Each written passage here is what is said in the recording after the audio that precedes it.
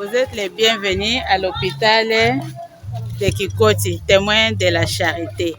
C'est l'hôpital des Sœurs des Pauvres. Cet hôpital a été dédié à nos 6 sœurs qui étaient mortes pendant l'Ebola. Et nous sommes dans le quartier communément appelé Kikoti. L'hôpital a été inauguré en 2013. Comme on avait quitté l'hôpital général, nous sommes venus nous installer ici. Et les gens, comme ils continuent à demander, d'autres ont regretté pourquoi on avait quitté l'hôpital général. C'est pourquoi les Sœurs des Pauvres ont pensé à construire cet hôpital. Donc, pour continuer notre service aux malades.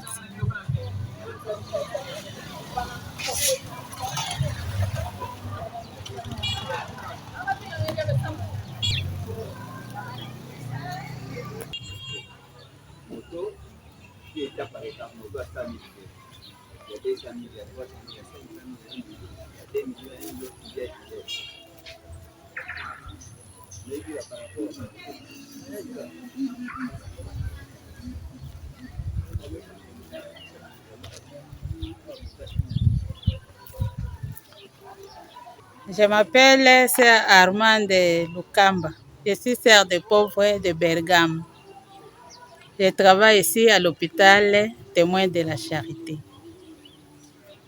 Qu'est-ce que vous y faites? Je suis responsable de l'hôpital, aussi de la pharmacie. De temps en temps, j'aide aussi à la radiographie. Parce que vous avez dit, vous avez quitté, les Sœurs des Pauvres de Bergame ont quitté l'hôpital général de Kikwit, c'est ça, n'est-ce pas? Oui. Alors, dites-nous tout, maintenant que nous ne sommes plus dans la rue. Vous avez quitté l'hôpital général en quelle année d'abord? Et pourquoi? C'était en 98 qu'on a quitté l'hôpital général de Kikwit. Et les sœurs qui étaient là, moi je n'étais pas à ce moment-là à l'hôpital, mais la vie, je ne sais pas, ce n'était plus bien. Et après qu'on avait perdu beaucoup de sœurs qui travaillaient à l'hôpital général, et la relation là-bas avec les sœurs et les gens qui travaillaient là-bas, je pense que c'était devenu un peu difficile. Alors, la congrégation avait décidé qu'on puisse quitter l'hôpital général de Kikwit et venir s'installer ici parce qu'il y avait déjà la maison ici. Ici, c'est après qu'on a construit avec la demande des gens aussi. Et ce que les sœurs voyaient, les besoins qui se présentaient, c'est pourquoi ils ont décidé aussi d'ouvrir cet hôpital ici. Quel besoin, par exemple, ici?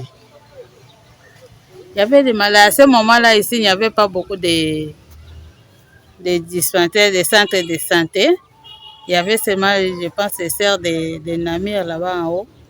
Alors, c'est pour cela les gens, la distance pour aller traverser, aller de l'autre côté, ou bien qui quitte Sacré-Cœur. C'est pourquoi on a pensé d'ouvrir cet hôpital. Vu notre charisme, on voyait les gens souffrir, c'est à ce moment-là, on pouvait répondre, hein, là où on pouvait faire, comme nous dit notre fondateur, là où les autres peuvent faire quelque chose, ils le font mieux. Mais là où ils n'arrivent pas, moi, je peux faire quelque chose comme je peux. Nous ne connaissons pas votre fondateur. Qui était-il? Notre fondateur. Ou qui est-il? Notre fondateur est un abbé du diocèse de Bergame. C'est en Italie. Bergame, c'est une ville en Italie. C'est l'abbé Louis-Marie Palazzolo. C'est lui notre fondateur. En quelle année vous a-t-il fondé? C'était en 1869. Et alors, votre charisme, qu'est-ce qu'il a dit? Qu'est-ce que vous devez être? Notre fondateur, lui-même, quand il a commencé, il a vu la misère et la pauvreté qui était à ce moment-là. C'était pendant la Deuxième Guerre mondiale. Alors, quand il a vu toute la misère qui était en Italie, à cette époque-là, il y avait les orphelins. Vous savez, quand les gens partent à la guerre, et après la guerre, là-bas, il y a les parents qui meurent, tout ça, c'est tous les hommes. il y avait beaucoup d'enfants abandonnés dans la rue. C'est ce qui l'a poussé de commencer son œuvre. Il prenait tous ces enfants-là abandonnés, il les enseignait, il les soignait. C'est comme ça que la congrégation a commencé. C'était la misère qu'on vivait en Italie à cette époque-là. Il y avait beaucoup de malnutrition, beaucoup de différentes maladies. C'est comme ça. Et vous a fondé en disant, vous serez vous aussi celles qui vont s'occuper des orphelins, des malades. Des orphelins, des malades, et aussi des servantes aussi, des nocères. Hein. Il insistait même, il disait que les sœurs des pauvres devaient aussi servir même en temps d'épidémie. C'est pour cela que vous voyez, il y a nos sœurs là, cet hôpital qui était dédié à nos sœurs qui étaient morts pendant l'épidémie. Parce que déjà, dans nos premières constitutions aussi, les fondateurs insistaient que les sœurs des pauvres devraient servir les malades même en temps d'épidémie. Sœur Armande Lukamba, dites-nous, vos sœurs, témoins de la charité, vous les connaissez, vous les avez connues? Oui, très bien, je les ai connues. Toutes d'ailleurs sont mortes à ma présence. Quand il y a eu l'épidémie d'Ebola à Kikwit, j'étais dans la communauté et on était ensemble avec les sœurs. Parce qu'à ce moment-là, j'étais étudiante et je faisais aussi les stages pendant l'hôpital. À ce moment-là, je faisais les stages à l'hôpital général de Kikwit. Donc, toutes les sœurs, quand ils ont commencé, la première sœur, c'était la sœur Floralba Rondi.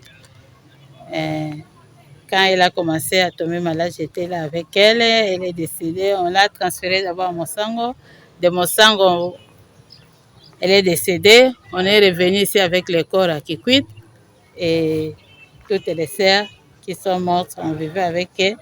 À part la sœur Anna Osoli, qui était provinciale, et la sœur Vita Rosa Zosa, qui sont venues de Kinshasa. Quand ils ont appris qu'il y avait l'épidémie à Kikwit, ils se sont déplacés. Et la sœur Daniela Angela, qui était supérieure à la communauté de Tumikia, qui était venue aussi pour aider les sœurs qui étaient malades. C'est à ce moment-là, quand ils étaient en train de soigner aussi nos sœurs malades, qu'elles-mêmes aussi étaient contaminées. Mais les premières sœurs, la sœur Floralba Rondi, la sœur Dina Rosa, la sœur Danielle Angela, elles étaient contaminées à l'hôpital général de Kikwit, là où elles soignaient aussi des malades. Mais on vivait avec elles dans la communauté. À ce moment-là, on vivait avec elles dans la communauté. Et au début, là-bas, on ne savait pas que c'était l'épidémie d'Ebola. On était là-bas quand ils faisaient les fièvres, on était tous, on mangeait ensemble, on priait ensemble. C'est seulement quand on a découvert, après la mort de la sœur Floralba, que c'était l'épidémie d'Ebola. C'est à ce moment-là que on a mis les sœurs qui étaient malades dans une chambre qui est aussi là-bas, une petite maisonnette qui est là-bas. À ce moment-là, nous autres, c'était interdit d'entrer là-bas. Mais comme celles qui partaient les soigner, elles partaient les soigner, mais elles venaient, on vivait ensemble. Elles partaient seulement les soigner dans cette maison-là. La sœur Anna Osoli, la sœur Vita Rosa et la sœur Anne-Marie, qui est encore vivante, qui est à Mongafula. Elle partait les soigner et puis elle venait, on restait ensemble.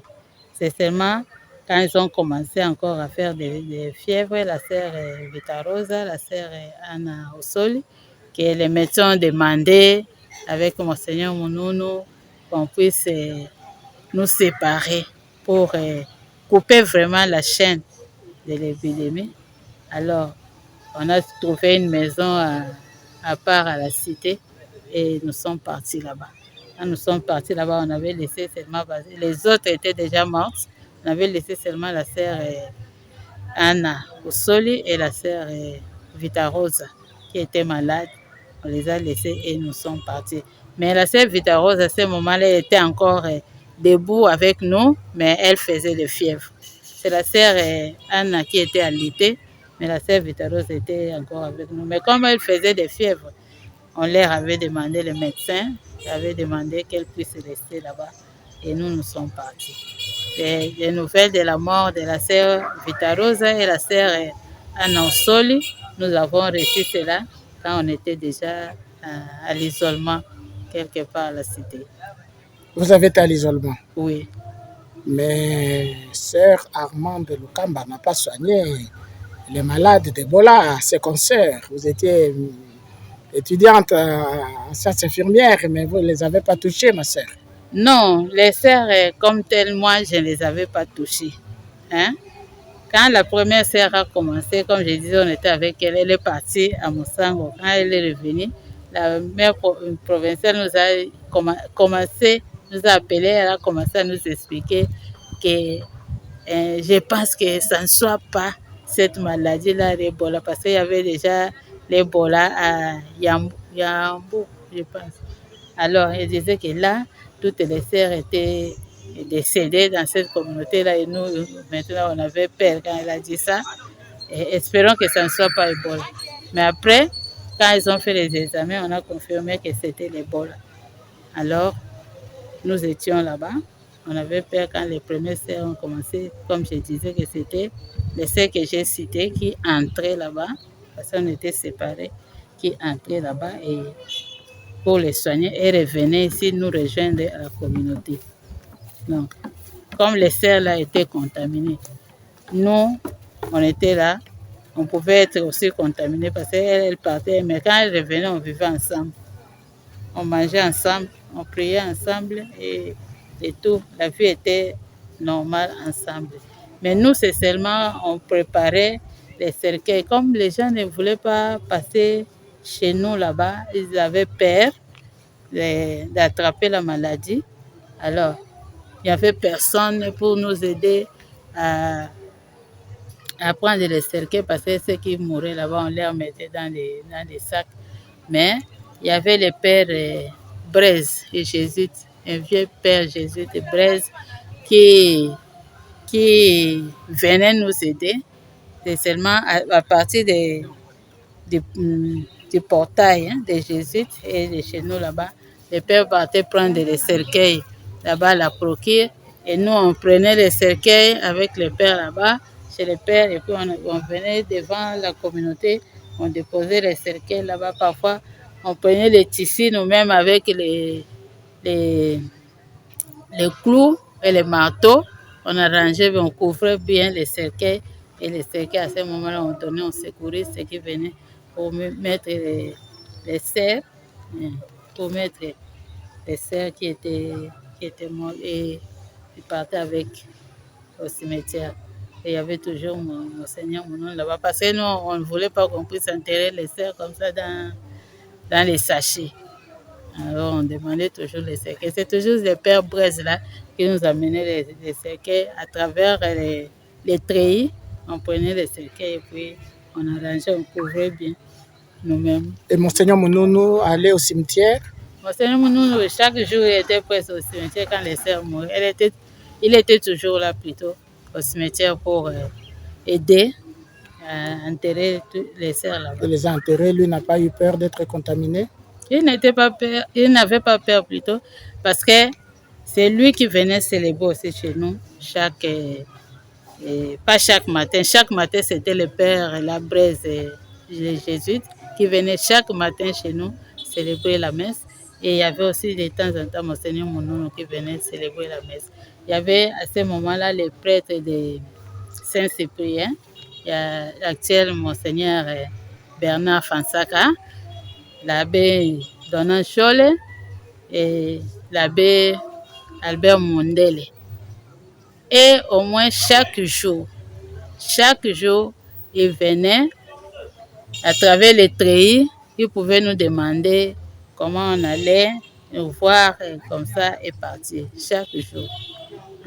Parce que les gens avaient vraiment peur, très peur. Et quand on était parti à l'isolement, il y avait une sœur de la charité qui a déjà quitté, la sœur Thérèse qui venait nous apporter. Thérèse, son nom de famille? Thérèse Kibambi, qui venait nous apporter à manger, de l'eau à boire. chaque jour.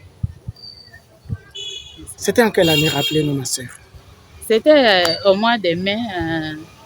Non, ça a commencé vers fin avril et puis tout le mois de mai 1995. Vous étiez à peu près combien, vous qui avez partagé la vie de ces 6 sœurs, mais qui n'avaient pas été atteintes? Bon, dans la communauté, à ce moment-là, on était 12. Mais il y avait la sœur Marie Cassène qui était supérieure, qui était en congé en Italie, et puis la sœur Béangwaka, Thérèse Mémoire, qui était à Londres à ce moment-là.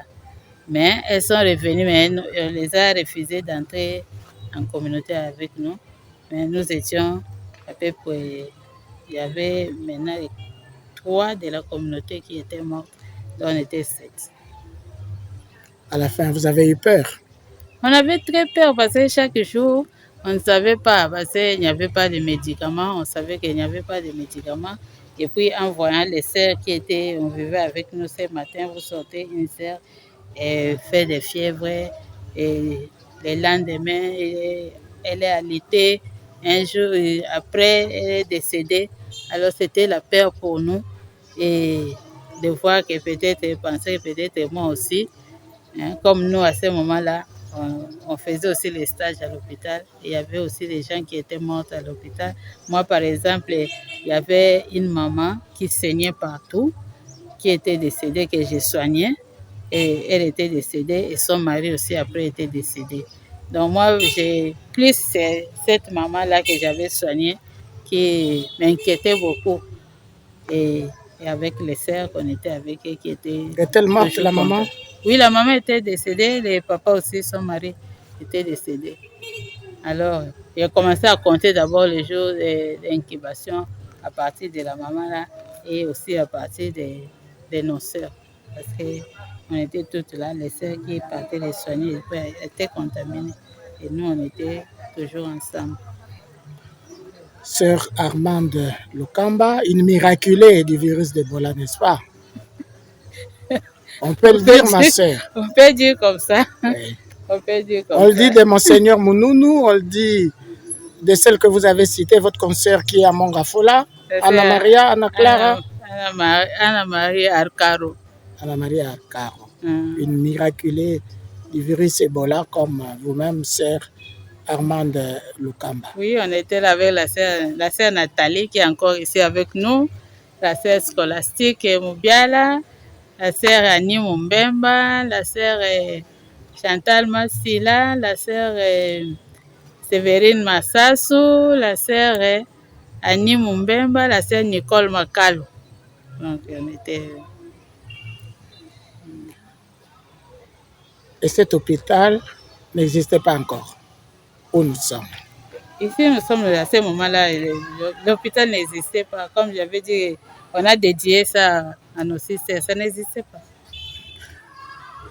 Lorsque le pape François proclame vénérable vos 6 consoeurs victimes du virus Ebola à Kikwit, cet hôpital-ci s'appelle déjà Témoin de la Charité, ou bien c'est depuis ces quelques mois que vous l'avez baptisé ainsi? Non, non, c'est depuis la fondation. C'était baptisé Témoin de la Charité, parce que c'était dédié déjà à nos 6 sœurs. Vous avez précédé l'Église, le pape. Nous avons précédé le pape. C'est ça.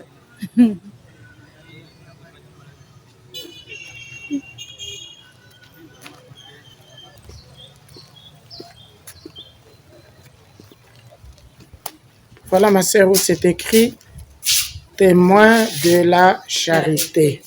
Alors, aujourd'hui,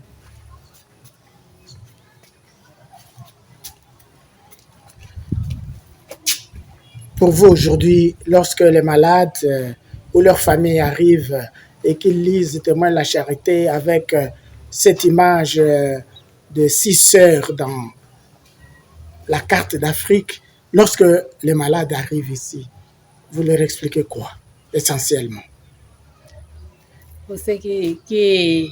Parce qu'il y en a qui ont su que nous avons des sœurs qui étaient mortes pendant l'Ebola. Pour celles qui n'ont pas encore su, bon, il y en a qui s'intéressent, il y a d'autres aussi qui ne s'intéressent pas. Ils lisent seulement, mais ceux qui s'intéressent, qui demandent, on leur explique que cet hôpital a été dédié à nos 6 sœurs qui étaient mortes pendant l'épidémie de l'Ebola.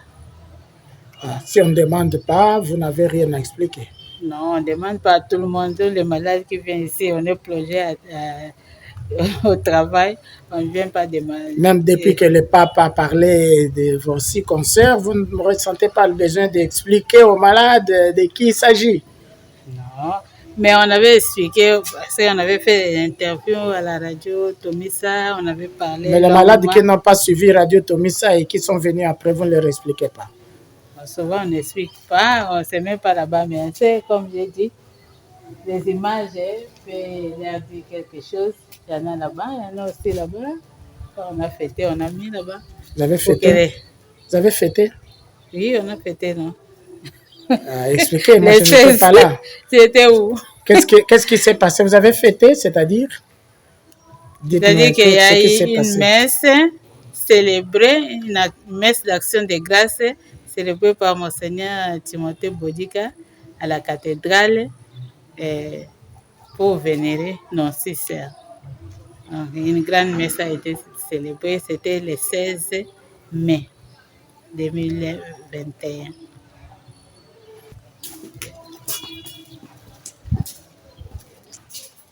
Il y a combien de médecins? Nous avons 2 médecins. Ici.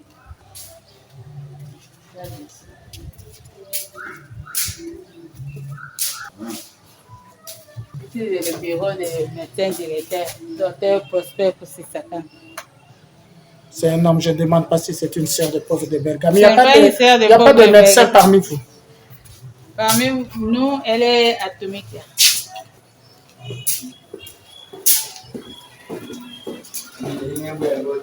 Et de l'autre côté, ma sœur? De l'autre côté, c'est aussi l'hospitalisation. On met les hommes ici. Oui. Et les femmes sont de quel côté? Oui. Et qu'est-ce qu'il y a d'autre plus loin que l'hospitalisation? Nous n'allons peut-être pas arriver là. Il y a la radio. Oui. Oui. Okay. Et les chambres là-bas, ce sont des chambres privées. Ma sœur Armande Lukamba, derrière vous là. Derrière vous. La grotte. Oui, expliquez un peu. La grotte ici, nous avons mis ça à l'intention de toutes personnes ou malades qui veulent venir prier. D'abord, on a dédié aussi l'hôpital entre les mains de la Vierge Marie. Elle intercède pour nous et pour les malades. Alors, nous-mêmes, si nous avons le temps, on passe ici, on prie. Et aussi les malades, surtout beaucoup ceux qui partagent la foi catholique.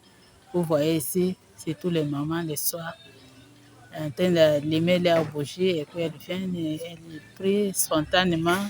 Ce n'est pas que quelque chose on organise ou on force les gens pour venir prier, mais tu vois que spontanément, les gens viennent et prient.